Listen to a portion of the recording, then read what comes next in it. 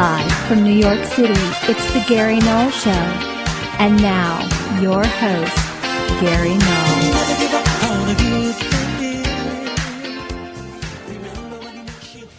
Hi everyone, I'm Gary Null, and we're going to talk about something I mentioned about a month ago, where I suggested to a caller coconut oil is a great way to repel insects.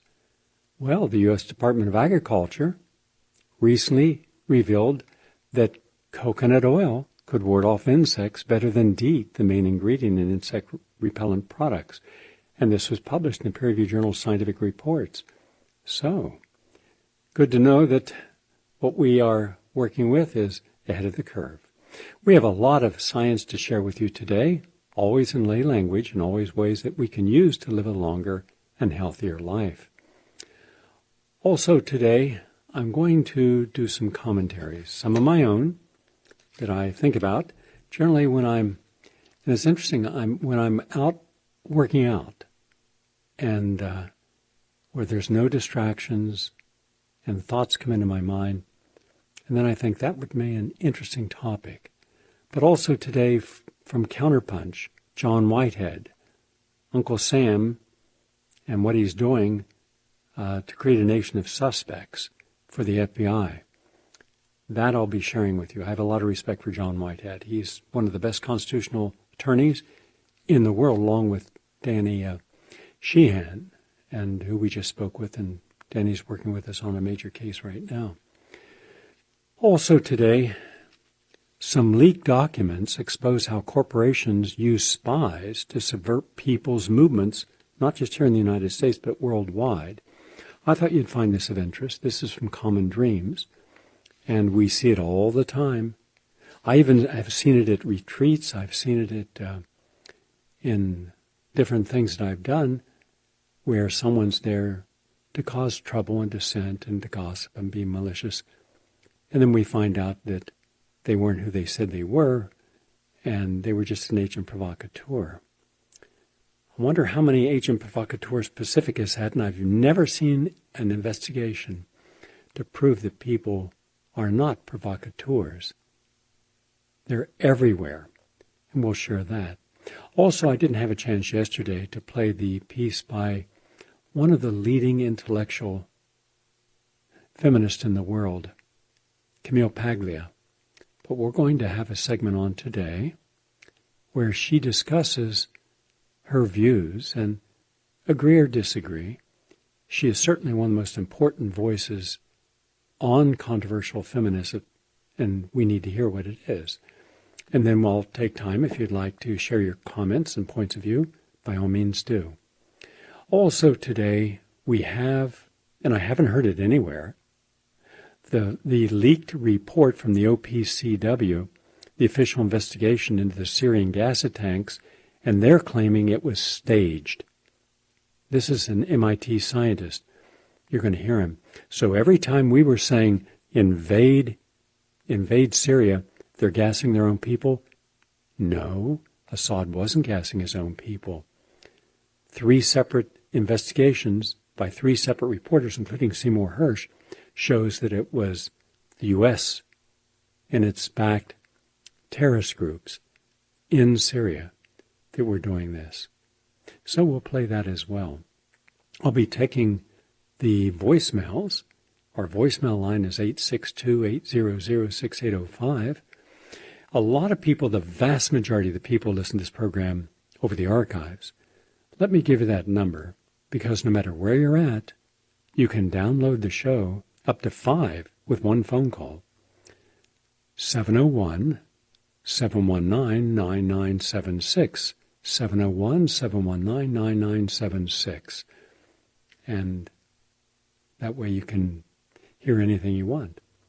Let's begin with health and healing. As I mentioned, that coconut oil, I put it on all over the body, and it's very good to put on your scalp at night, massage it into your hair. Used to be olive oil. You can actually combine a teaspoon of olive oil and a teaspoon of coconut oil, massage it around, then massage it for about 5 or 6 minutes into your head. It's also good to massage into your feet as well. And because you have a lot of sensory points in your feet, nerve endings that go to other parts of your body, and that's very healthy. So anyhow, why? Why would it be better than DEET, which is very toxic at getting rid of mosquitoes, ticks, biting flies, and bed bugs? Yeah, bed bugs. It's because the fatty acids that were derived from coconut oil include lauric, Lauric acid, capric acid, Capric, and caprylic acid. Caprylic acid also is what you get when you bite into a grapefruit seed. It's very, very good for you. And also their corresponding methyl esters. And DEET is the most commonly used of these, and it's very toxic. I would never use it, not as a roll-on, not as a stick-on, not as a lotion, not as a spray. Just read up on how toxic it is in U.S. Environmental Protection Agency's papers on it. Also, flax seeds, just 1 ounce a day, can extend your life. This is from the Canadian Centre for Agri-Food Research in Health and Medicine.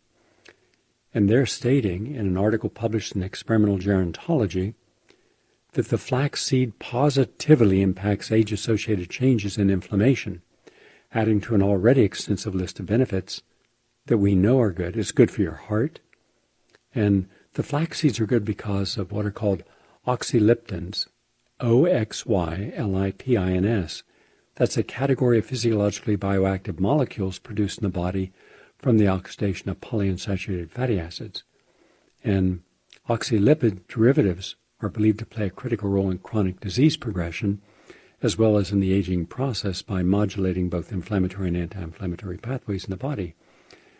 So when you have something like the long-chain omega-3 fatty acids and that protect the heart, that turn off inflammation, then what you're doing, you're down-regulating, meaning turning the thermostat down and on inflammation in the body, and that's preventing the activation of certain immune cells. And that's important, like the polymorphonuclear neutrophils. On the other hand, those derived from the omega-6 fatty acids, or its derivative arachidonic acid when you eat meat, a hamburger, when you have chicken, any of those meat items, you're turning on arachidonic acid, and that's pro-inflammatory. So for those on a high-protein diet, those on the paleo diet, these different diets, every time you eat those diets, you're turning on inflammation in the body. Now, why is that important? Let's pull back for a moment and just look for a second like a classroom on the air. And I actually remember doing this lecture way back. Some of you might have attended it. It was packed. It was at the New School where I taught for years. And I tried to explain why there's no such thing as a disease normal to the aging process. And people were arguing, but that's not true. Diabetes and heart disease and dementia and senility, macular degeneration and fatigue. And I said, none of those are normal to the aging process, but they are all normal to the disease process. And what is the difference? The difference is inflammation. So anything that you do that increases oxidative stress is increasing inflammation. Anything that increases inflammation is increasing the alteration of your DNA. Now let's just say for our argument's sake that you have about 75 trillion cells in the body. Some people have more, some people have less, depending upon the size of the body. Now we know that we have about more or less 10,000 gene alterations per 24 hours for every single one of those 75 trillion cells. Now, at the end of a cell, you have a chromosome being protected by a cap that is called a telomere. And there's an enzyme, telomerase, that allows the telomere to stay strong. But inflammation causes it to become weak and unravel. As these telomeres unravel, they expose the chromosomes. The chromosomes then become altered. And you alter your chromosomes, you literally can speed up the death of that whole cell line. So when you have your coffee, that's pro-inflammatory. Now, again, the confusion is there are some benefits to the green coffee beans and to some of the polyphenols and antioxidants in coffee. But at the same time, there's a whole cascade of negative effects. Now, this is something I know intimately, more so than the average scientist, because I spent 2 years in clinical research, both in vivo and vitro, at the Institute of Applied Biology, doing my thesis in my Human Nutrition and Public Health Science multi-dimensional degree. It was the first, by the way, and I, it's not in my nature to go through all the things I've achieved, and I don't. But when someone tries to mock my educational background or write something like Stephen Baird that attacks my thesis, that was published in a peer-reviewed journal, one of the most respected. None of my findings were ever refuted. And I laid out a very compelling argument of what caffeine does to constrict blood flow to the brain, what it does to become highly anabolic. And highly anabolic means you're going to a more acidic state, and that's pro-inflammatory. So just having a cup of coffee by itself also creates an increase in GERD, and where you're regurgitating hydrochloric acid from your stomach back into your esophagus, and that increases the risk of esophageal cancers and ulcers of the esophagus. And it's one of the fastest increasing cancers in the world because of the increase in hot beverages. The temperature of the beverage as well as the caffeine both create this. Because we've gotten used to drinking things hot, and the body cannot take hot foods. You should never eat hot foods, any hot foods. You should eat them pleasantly warm so it doesn't burn your tongue or your esophagus or your stomach. In any case, I remember doing the work of taking a group of people who had been on caffeine and a group of people who had never used caffeine. To the group who had never used caffeine, they were taking caffeine. The group that was on caffeine, taking them off, and then measuring with the medical team, measuring the actual physiological dynamics. And you talk about going through headaches and fatigue and muscle spasms, withdrawal from caffeine. Well, just think of that for a moment. Anything that can cause such a radical physiological reaction, like severe migraines, splitting headaches, inability to sleep, irritability, it's not good for you. And the people who then became highly involved in using caffeine, we had to wean them off. I have a program for detoxifying from caffeine and sugar and cocaine and methamphetamine and everything else. But that was important original research because no one had published a paper that I could find in the scientific literature to compare with the depth of things that we found wrong with caffeine. Yes, there were some things that were okay, but the vast majority that were wrong were really wrong. So I just say that because every time you have that cup of coffee, you're creating pro-inflammatory cytokines. So now let's say that you have breakfast. And let's just say that you're not a big health advocate. It's not a priority, but you're also not into junk foods. You're maybe wanting to keep your weight. You probably exercise, go to a gym, do Pilates classes, which are good for you. And so let's say that you had a bagel with cream cheese. Both are pro-inflammatory. The gluten, the browning creates acrylamides. The cream cheese, highly allergic reactions if you're dairy sensitive.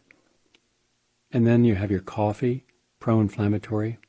So right off the bat, you have 3 inflammatory agents you're putting in your body to start the day. Now, what you add throughout the day, you might think it's good to have a tuna fish sandwich because you heard that it's low in calories and high in protein, good for you. None of that is true. First off, it's dead. And if it's dead, you bury it. You don't eat it. But we have this ritual. We have strange rituals. Coming from the South where they put dead people in a casket for everybody to go around, have a picnic, just always seemed a little strange to me. Imagine before they had embalming fluid. Wow. In the summertime. Stupid things. You want to do something good with the body that's dead? There's a way now that you can plant a tree using the body as compost. That would be terrific. That's leaving a legacy, something that will grow after a person dies, something that can help the earth and be a part of our greening. In any case, any time that we are consuming anything that's a pro-inflammatory, we're adding to that 10,000 gene alterations per day.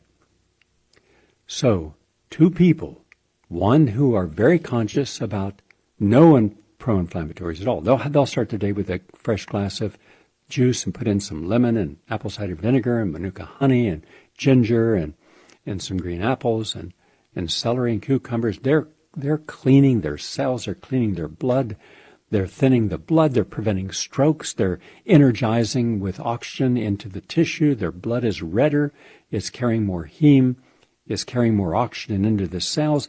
Everything you could do good is good. And it's turning off inflammation. And it's allowing the body then to go, after inflammation, into healing.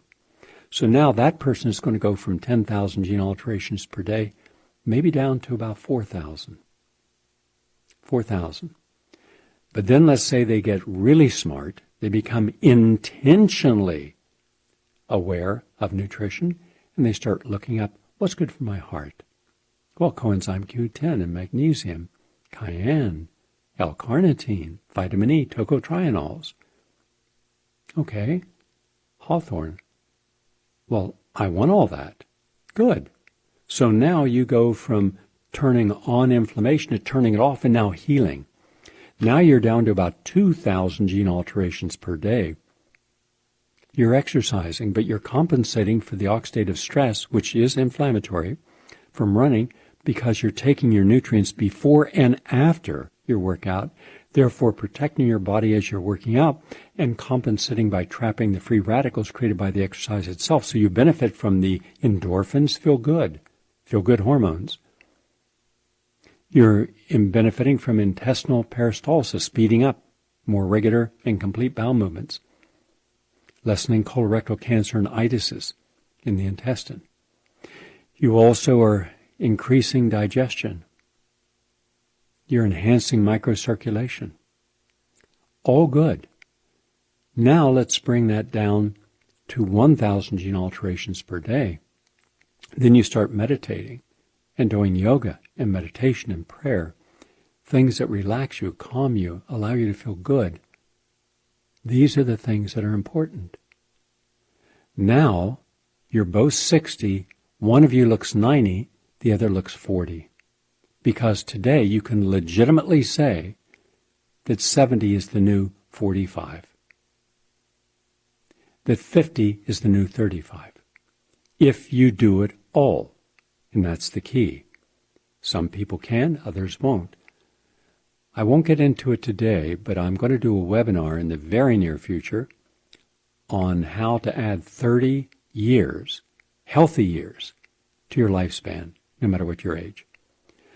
That's coming up, and then I go into great depth at the biochemical level, what's really happening. I'm just giving you a general overview like a classroom on the air, just to let you know why it's so important when you have something that's a pro-inflammatory lifestyle, and how flax seeds are one of 1,000 items that can be anti-inflammatory, and we want anti-inflammatory into our lives.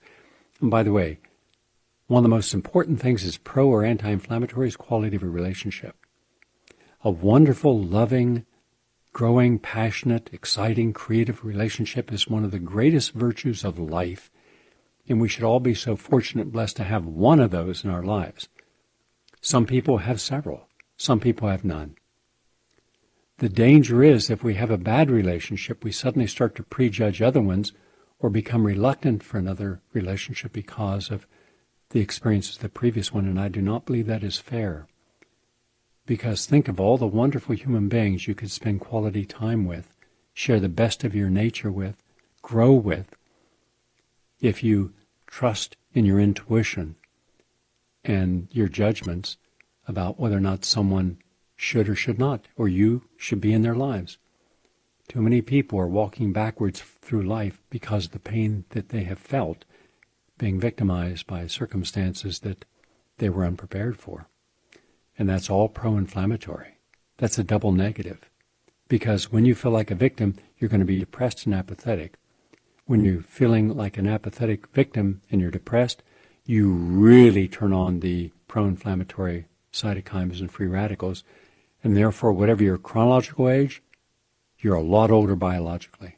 Lots older. That's why stress kills. Anyhow, that's just a little extemporaneous discussion off the omega-3 and omega-6 fatty acids. And why when you eat meat, or you eat that tuna, it's got mercury, it's got lead, it is denatured protein, it's not vital, it doesn't have vitalism, it's hurting us. And therefore, find something you could eat that you could enjoy, that's healthy and vital and alive.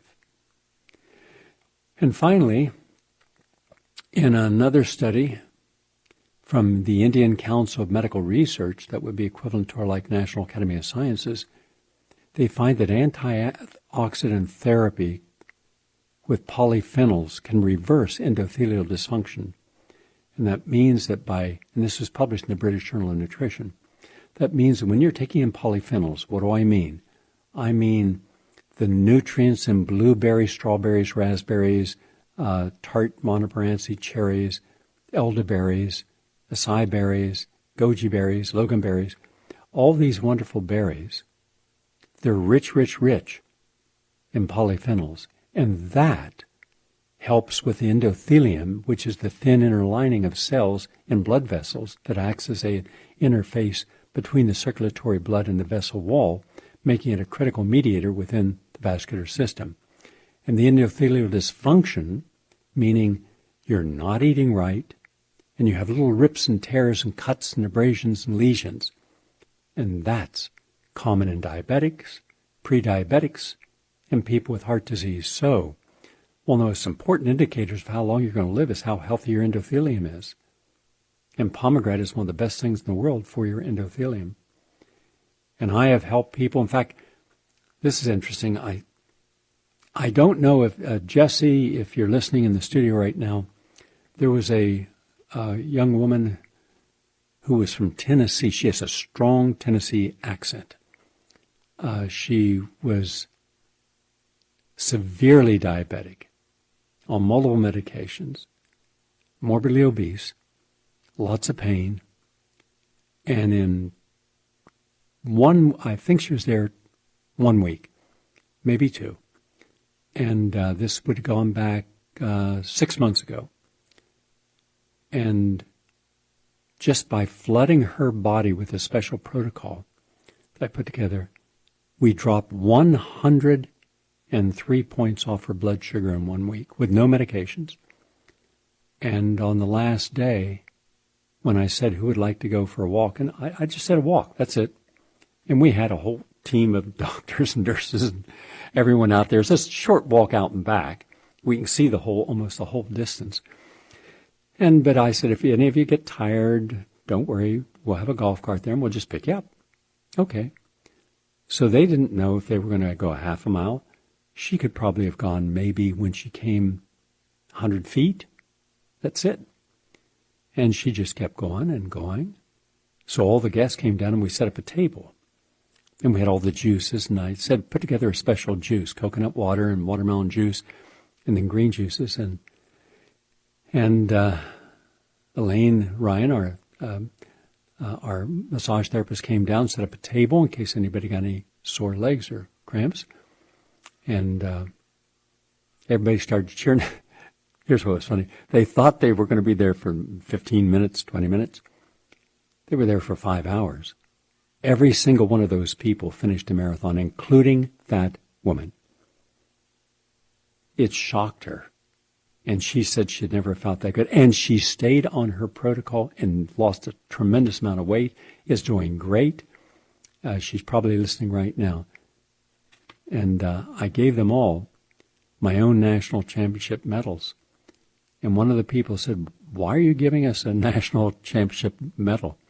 I said, because what you did today took more effort than what I, as a trained athlete, did to win the national gold. So anytime you don't believe you can do something, put that above, your bedroom mirror on the wall and remind yourself you did that.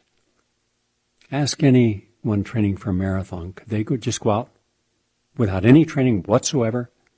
They'd never done a mile and do 26 miles. One guy, Ron, did 30 miles. No, it's not possible. But it was for these people. If Jesse has that, he'll let me know in a moment, and we'll play it. Otherwise, we're going to take a break now that I've given you a whole lot on this whole idea of inflammation. I want you to have the larger view.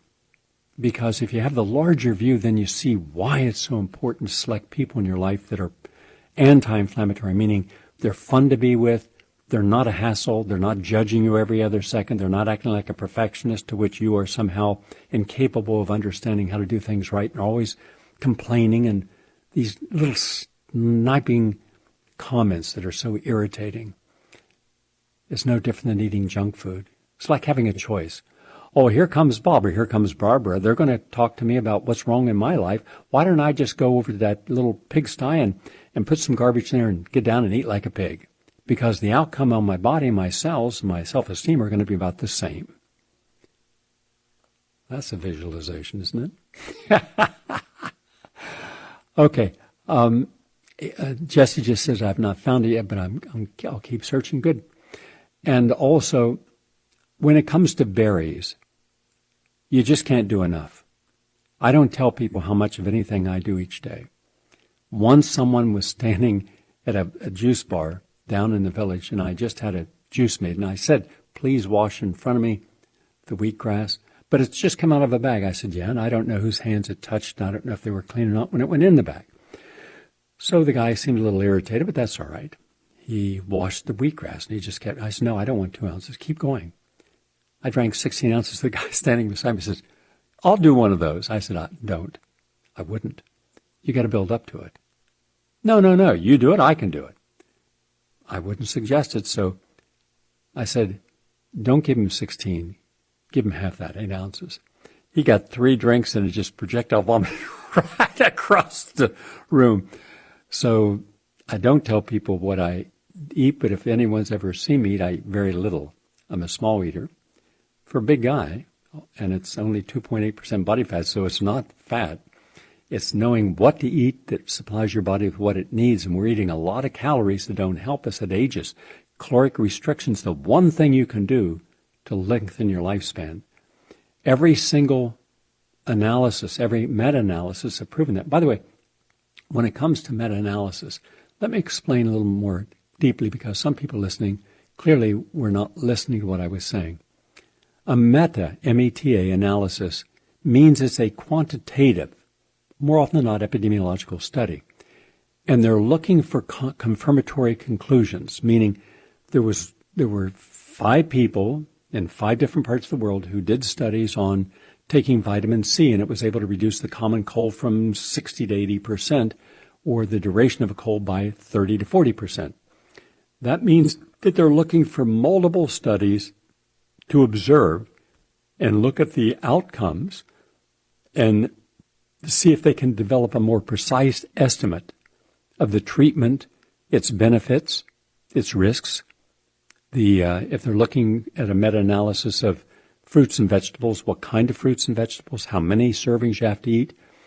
But it's never just one, because one doesn't give you confirmatory conclusions.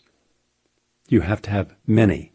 So when I'm talking about many, that doesn't mean literally meta is many.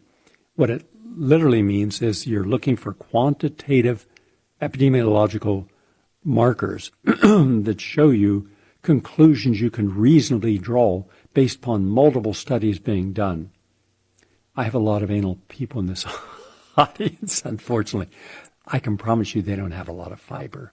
They wouldn't be a lot of fun to be around. Yes, we would, Gary. We'd judge you to death. Good luck with that. Back in a moment with some real people giving us some of their issues. I haven't heard them. We will hear them together in just a moment on our talkback line.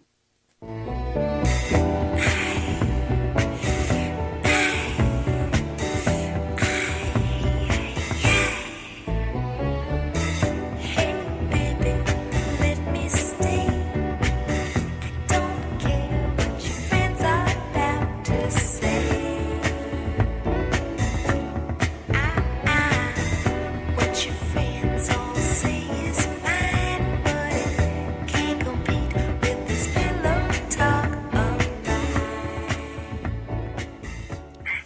Gary, my name is Stephanie. I'm in New York City, and I am calling to notify the troops that the Assembly Health Committee is bringing on A2371 for a vote this Tuesday. We need everyone in Albany that can get to Albany. This is a critical time. Autism Action Network has a plan listed available, and I would love to connect regarding the removal of a first freedom, the freedom of religion, a removal of a civil right, segregating children who are not vaccinated out of classrooms and denying them their education. I'd like to hear your thoughts on this. Also, how can we get the IOM to demand that the science becomes done on the childhood schedule of vaccinations of primary importance to me. Thank you, Gary, for all you do. Really, I love you. Okay, good. I'm hopeful people in this audience will be there. I'm sorry I'm out on the road. I can't be there. But if I was in New York, I can promise you I would be there, as I have been for hundreds of demonstrations with this audience. And so please get up to Albany, be there. And to the second part, anyone who represents a group that's going to be there, please contact Jay Greger, my art director in my office in New York, at 646-926-5442. If you're from a legitimate group, we will make copies of Deadly Deception. That's the last of the 4 documentaries I've done on vaccines, and that will help. Also, we will prepare an article that's already done on the mandated vaccines like Gardasil and the MMR. We have articles on both showing you the lack of science and efficacy and how dangerous they are, and there's no good science supporting that they're going to help people, and a lot they can hurt people. So if you take the articles and the documentaries and you give them to the demonstrations, but more importantly, give them to the legislators, we believe that that will help. Okay? We'll take another call. Hello. There's been a fire recently in the Kearney area of New Jersey. There was a chemical plant fire where it released chlorine into the sky. I don't know how the whole basis of this other science, but is there any concerns for the surrounding areas that we should be aware of? Okay, I need more information. How far are you located from the accident? If you contact the state environmental group will tell you which chemicals were released, not just chlorine, and is it continuing to release. If you have one burst out of a containment vessel, it depends upon the chemicals and their volatility. Some of those chlorine compounds can last for seconds, moments, hours, and other chemicals can last indefinitely. They're what we call forever chemicals. And then I would not trust the state. I would get myself an indoor, very high-quality air filter and keep it on. So at least you know that you're not having a problem inside your immediate vicinity. But again, I don't know how far you are from this. I need more information. If you could give me more information, I could give you more details. But I would get as much information as possible so at least you know if it's something to be very concerned about or something that is being taken care of. I'm going to come back in a little bit. We have another guest coming up in the last part of our program, and that guest is Deborah Kopald, and she is an environmental consultant to physicians and attorneys on environmental-related illnesses, and she's developed and overseen for passage of legislation initiatives to protect the public from our cell tower radiation and wireless technologies, and she and I are going to talk about the dangers right now in our legislations, both state and federal, of special interests passing 5G without showing the real dangers of this. All right? And Deborah holds degrees from Harvard University and MIT, Sloan School of Management. So we look forward to her in a little bit. I'm very concerned. I know many in this audience are concerned. I also know others don't seem to care. We should care about what kind of data the government and special corporations, major corporations like Google and Facebook and Wikipedia, are collecting. There is a statement by Professor Yuval Noah Harari. Here's what he says. I want to thank John Whitehead for providing this. Quote, as more and more data flows from your body and brain to the smart machines via the biometric sensors, it will become easy for corporations, government agencies to know you, manipulate you, and make decisions on your behalf. Even more importantly, they could decipher the deep mechanisms of all bodies and brains, and therefore gain the power to engineer life. If we want to prevent a small elite from monopolizing such godlike powers, and if we want to prevent humankind from splitting into biological castes, the key question is who owns the data? Does the data about your DNA, your brain, and your life belong to you, to the government, to a corporation, or to a human collective? End quote. Well, that says a lot. Yesterday I posted an article about how Google is now or has completed research on how to put a chip into a youngster in the brain that can then answer all the questions that that child would have. It's here now. So what are we looking at? We're looking at the government and the corporations wanting your DNA. So I'm suggesting that we prepare ourselves. How's this happening? It can only happen because Congress, which adopted legislation allowing police to collect and test DNA immediately following arrest, and the President, who signed the Rapid DNA Act into law, the courts, which have ruled that police can routinely take DNA samples from people who are arrested but not yet convicted of a crime, and local police agencies are all embarking on a diabolical campaign to create a nation of suspects predicated on a massive national DNA database. Here's what the New York Times says on this. And again, I want to thank John Whitehead for this. Quote, the science fiction future in which police can swiftly identify robbers and murderers from discarded soda cans and cigarette butts has arrived. In 2017, President Trump signed into law the Rapid DNA Act, which starting this year will enable approved police booking stations in several states to connect their rapid DNA machines to CODIS, that's C-O-D-I-S, the National DNA Database. Genetic fingerprinting is set to become as routine as old-fashioned kind, end quote. Have you seen all the new ads where you've got privacy because your iris and your fingerprint are the only thing that will open up your cell phone?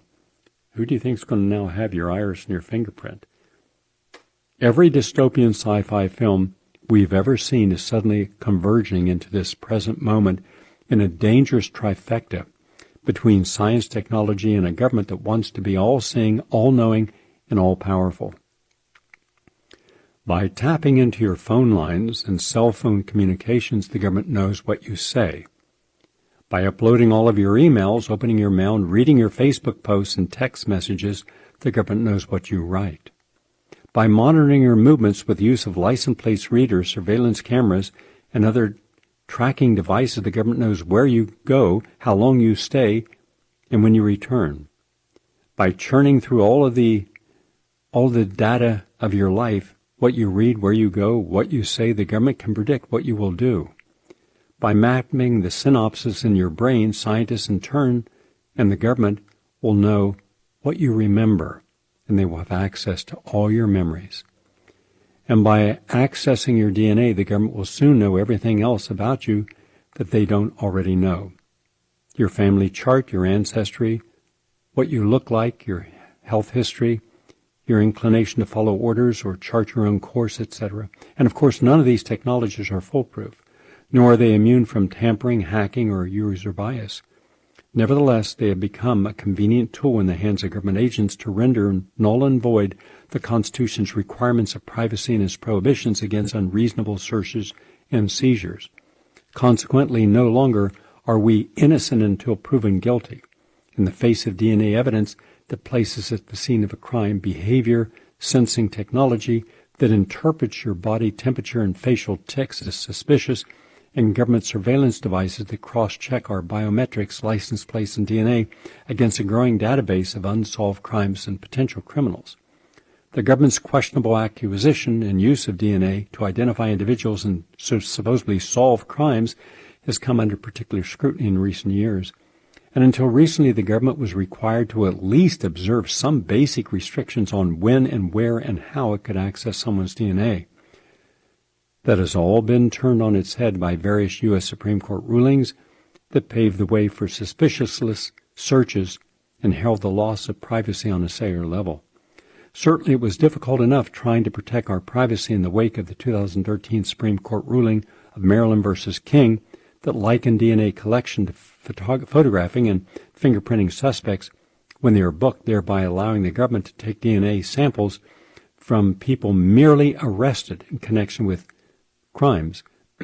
Justice Scalia's dissent in Maryland v. King is worth reading, not only for the history lesson on the Fourth Amendment, but for its clear-sighted rebuke of the police state's tendency to justify every encroachment on our freedoms as necessary for security. Quote, solving unsolved crimes is a noble objective, but it occupies a lower place in the American pantheon of noble objectives than the protection of our people from suspicious law enforcement searches. Make no mistake about it. As an entirely predictable consequence of today's decision, your DNA can be taken and entered into a national DNA database if you're ever arrested, rightly or wrongly, and for whatever reason. Today's judgments will, to be sure, have the beneficial effect of solving more crimes. Then again, so would taking the DNA sample from anyone who flies on an airplane. Okay? And also applies for a driver's license or attends a public school. Perhaps the construction of such a genetic center is wise, but I doubt that the proud men who wrote the Charter of our Liberties would have been so eager to open their mouths for royal inspection, end quote. Something for us to think about. The court's decision to let stand the Maryland Court of Appeals ruling in Raynor versus Maryland, which essentially determined that individuals who do not have a right to privacy when it comes to their DNA made Americans even more vulnerable to the government's accessing and analyzing and storing their DNA without their knowledge or permission. Although Glenn Raynor, a suspect rapist, willingly agreed to be questioned by police, he refused to provide them with the DNA sample. No problem, police simply swabbed the chair in which he had been sitting and took what he refused to voluntarily provide. Raynor's DNA was a match and the suspect became a convict. As the dissenting opinion in Raynor for Maryland Court of Appeals rightly warned, quote, a person desiring to keep her DNA profile private must conduct her public affairs in a hermetically sealed hazmat suit.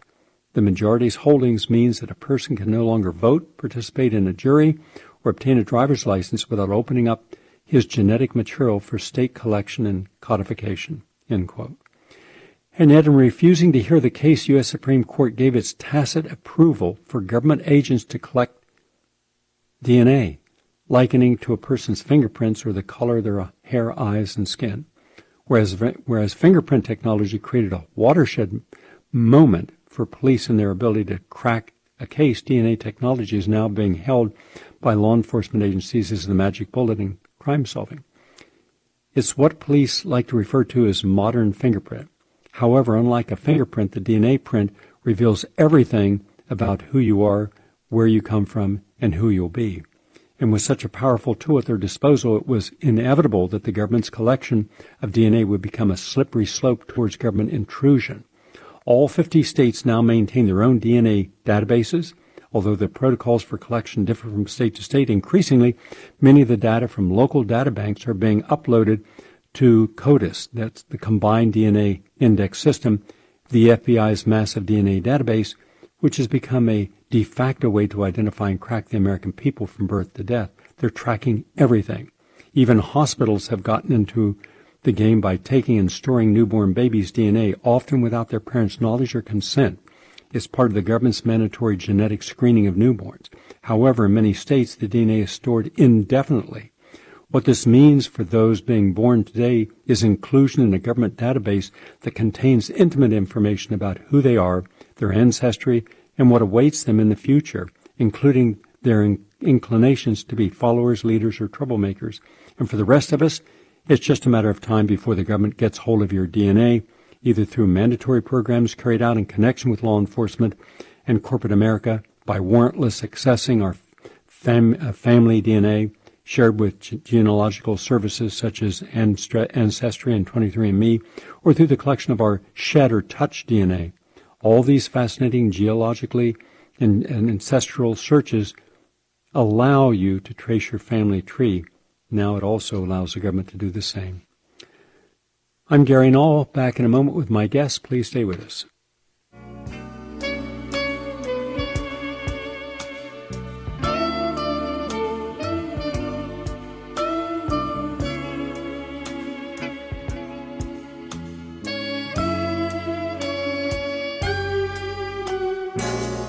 The time is right. You hold me tight, and love's got me.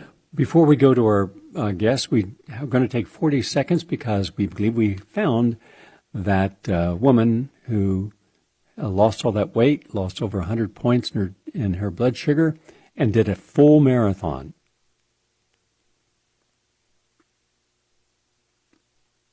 Hi, I'm Michelle, and when I came to Gary's retreat, the reason why I came here was to control my blood sugar.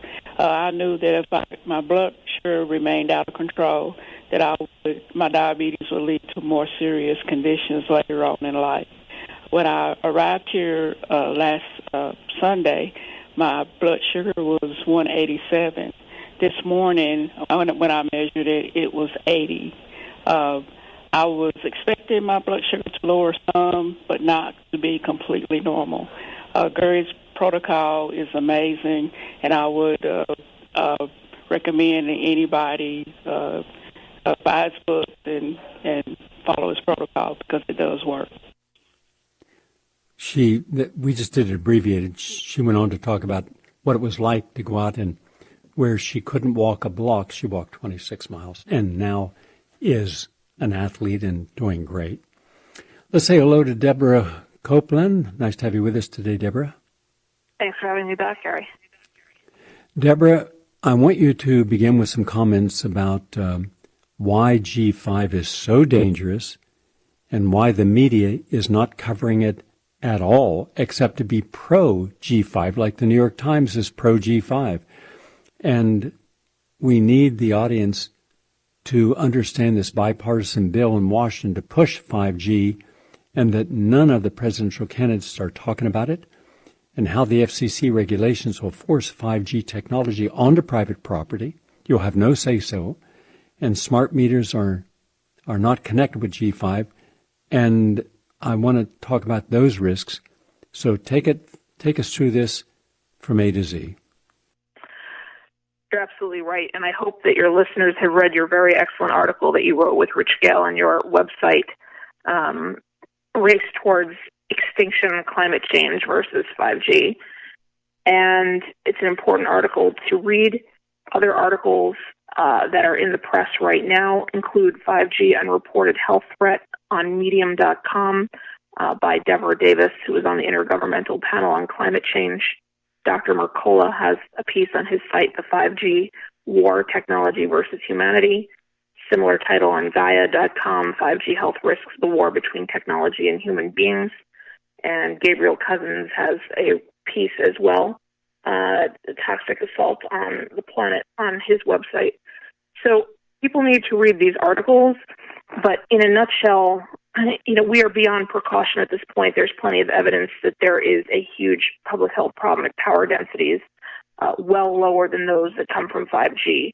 A lot of the issue has to come from the fact that when you're closer to these 5G small cells, because to operate they need to be every few hundred feet on poles, literally outside people's houses. But a lot of what people don't know about 5G is that it also has to work in conjunction with 4G, so that the 4G cell towers are going to be coming in closer to people's homes, businesses, areas that they frequent as well. And, you know, if you go back to the fact that we needed to have cell towers 1,500 feet away to, you know, have lower rates of cancer, not fully protective, but that was sort of the level at which the radiation power density dropped off. We are at intensities well beyond that. For a cell phone to operate in a town, you need minus 85 dBm, your decibel milliwatts. 5G will have a directed beam that can go into your house at 53 decibel milliwatts. It's well over the 10 trillion times levels of background radiation, and it's likely to breach FCC limits in the vicinity, which are up to 1 million times higher than levels that can trigger electrosensitivity in people who can't tolerate Wi-Fi, cell phones, smart meters, cell towers, and the like. And of course, in 2017, we offshored this bad news.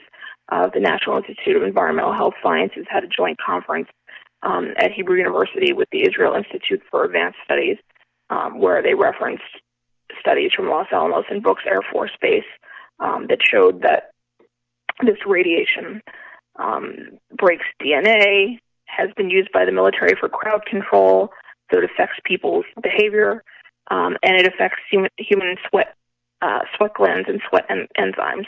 And on May 31st, Toronto Women's College Hospital had a conference on this that was hosted by Frank Clegg, former head of Microsoft Canada, who's warning that we need to have a moratorium on 5G, which the Europeans have done as well. They've said it's a violation of the Nuremberg Code. So this really shouldn't be in doubt.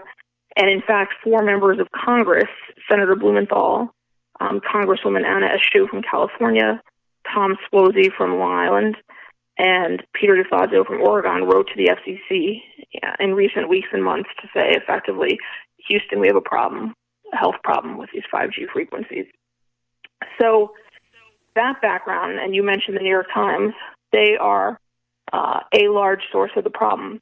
They wrote a piece recently claiming that any concerns about 5G are a Russian hoax. A little hard to explain when our own government is saying there's a problem. And as well, you have the Department of Labor and the Access Board, as well as branches of the military, saying that people who are sensitized to microwave radiation need accommodation. The cities of Boston and Philadelphia wrote to the FCC in 2013 saying the same, that you can roll out more of these transmitters and closer, you're going to have problems with people being able to access things. A recent study in the Journal of Epidemiology said it's now 1 out of 254 people who cannot access the indoor building environment because of even Wi-Fi and cell phones. So, you know, this is a public health problem. And yet, not only does the New York Times claim it's a Russian hoax, but they had an advertorial last Sunday with Verizon where they went on to say, 5G is wonderful, it's going to save you from cancer. It was a very misleading claim because they're talking about using it to transmit data in operating rooms. You can transmit that data via wire just as well, and in fact more robustly and more safely, but they've kind of gotten in everyone's heads that they don't want wires around, but yet they've created a problem in the hospital. Hospitals in Europe do not use all this radiation. They have wings without it because they know that there's this portion of the population that gets extreme symptoms from it, overt symptoms, and can't get medical care without it. And so City and State magazine had a conference with Verizon recently where they were promoting 5G. They wouldn't have David Carpenter there. They wouldn't have me there, Deborah Davis, any of the people. David Carpenter's on the presidential cancer panel, and he's at SUNY Albany. They wouldn't have anybody there to speak about the health effects. I called Gail Brewer's office. She's the Manhattan Borough president. I said, you're speaking on this conference, and you need to acknowledge the fact that there is this huge problem. Nothing, no acknowledgement. That was the end of it. So, and if you go back to the New York Times, why is there this problem? It's the same conflicts of interest with all the other topics that you and I care about. If Carlos Slim Halou is the majority shareholder of the New York Times, at last count, $45 billion of his net worth was from wireless and telecom. And sort of the tale of the tape, when I actually tweeted a number of years ago when they were tarring and feathering Nick Bilton, who was a reporter who wrote about the health effects from wireless wearables, they tolerated the tweets, about the science. But when I mentioned that Carlos Slim Halou, the majority shareholder, and there's a conflict of interest, the public editor deleted that tweet. That tells you everything you need to know. And in fact, in the late 1980s, with their first electromagnetic radiation crisis, which came from video display terminals, the New York Times was defending a lawsuit against their data entry clerks who were having eye strain and miscarriages, et cetera, from the radiation. And they said, there's no problem. They had a very famous editorial at the time called Suffolk's Screen Scream, sort of pillaring Suffolk County for putting in legislation to protect workers who had to use video display terminals in county government. And shortly after that editorial, IBM was forced to yank these video display terminals off the market and completely redesign them. So the New York Times has no credibility on this issue, and they really effectively jumped the shark by calling it a Russian hoax. And people need to write to them. But more importantly, because I'm not sure the New York Times is going to change the way it does business, is we now have a problem where the Thune and Schatz, Senator Thune and Schatz, have reintroduced the Streamlined Small Cell Deployment Act. You and I talked about it on February 17th, 2017, on your show, where we also talked about the privacy and health effects of 5G. And they've now reintroduced that bill. The FCC had passed regulations in the fall of 2018 where they were basically going to sort of promote 5G to make it easier. Deborah, we're running out of time. Just quickly tell people what they need to do. Give us a number that they can call to complain about this bill. They're going to have to call Senator Schumer's office because he's the leader, obviously. And they're going to have to talk to him about yanking the bill because Schatz keeps pushing it as if it's non-constitutional. What's Senator Schumer's number? He's the top Democrat in the Senate.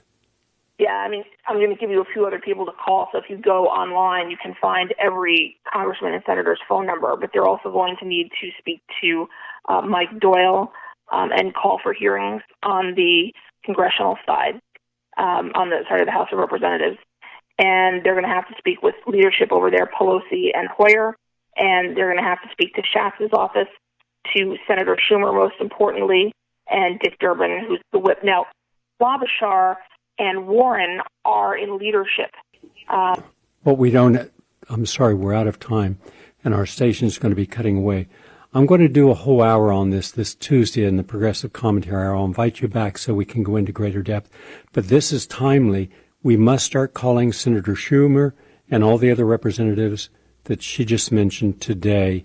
Write them, email them, and that way we can start voicing our protests against the reenactment of this particular bill and show our displeasure at the lack of scientific scrutiny within the government of 5G technology. Thank you very much, Deborah Kopald. We'll see you on Tuesday. For everyone else, nice to have you with us today, and have a wonderful day.